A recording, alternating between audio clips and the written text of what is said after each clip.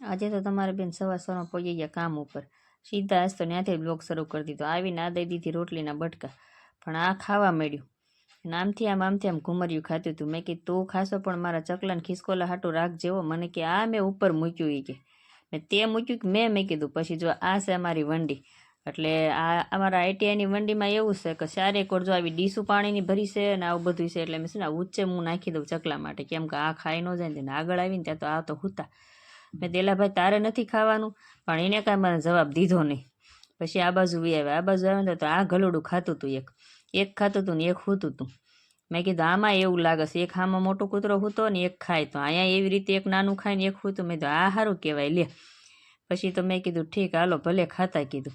પછી આગળ આવ્યા ને ત્યાં તો આ કાંક પક્ષી અમારી વંડીએ બેઠા હતા. મને આ પક્ષીના નામ ન આવડ્યા, એટલે મેં તમને કીધું કે આ પક્ષી એમ. કેમ કે હું રહું છું સિટીમાં, એટલે બહુ ઝાઝી ખબર નથી પડતી, પણ આવી રીતે થોડી ખબર પડે. પણ તમે કહેજો મને, જેણે જોયા હોય ને કે આ પક્ષીનું નામ શું છે. એને જો પાસા વળા ને ત્યાં તો આ બેય હુઈ ગયા ખાઈને. એક તો હૂતું હતું, બીજું એ ખાઈને એની સાથે હુઈ ગયું. મેં તો ઠેક આને આરામ આવ્યો.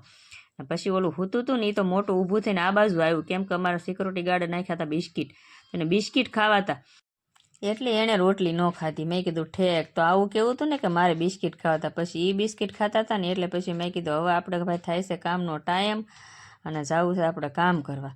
એટલે પછી અમે ગયા કામ કરવા. કામ કરી અને પછી અમે વળ્યા ઘર બાજુ. તો ઘર બાજુ વળ્યા ને તો મેં કીધું લાવો થોડોક આપણે અહીંયા વિડીયો લઈ. તો રસ્તામાં અમારે આવું કાંઈક ઝાડ હતું મસ્ત મજાના ફૂલનું. ને આ હતી અમારી એન્જિનિયરિંગ કોલેજની વંડિયું, કેમ કે ત્યાં અમારા આજુબાજુમાં 2 કોલેજ છે. ઘરે આવીને હતા એના એ ગેટઅપમાં આવી ગયા. અને પછી આપણે નાહીને પીધું પાણી પી અને પછી પીવાની હતી આપણે ચા, કેમ કે અમારા ઘરને બનાવી નાખી હતી ચા. મને કે થોડીક ચાય પી લે. મેં તો સારું. પછી આપણે પીધી ચા. પણ એ લાવ્યા હતા તાંજળિયાની ભાજી. એટલે મેં એને પૂછ્યું કે તમે કાંઈ શાક લાવ્યા? મને કે હા શાક લાવ્યો હોય તે એને સુધારી નાખ્યું. મેં શું લીધું?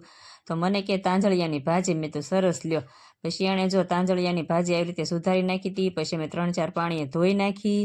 ધોઈને પછી અમારે બાફાની હતી, પણ બાફા નહોતું, મારે જવાનું હતું કેન્ટીનનો ભાગ લેવા. તો મેં જોઈને તો કોથળા તો મારા કેન્ટીનમાં પડ્યા રહ્યા.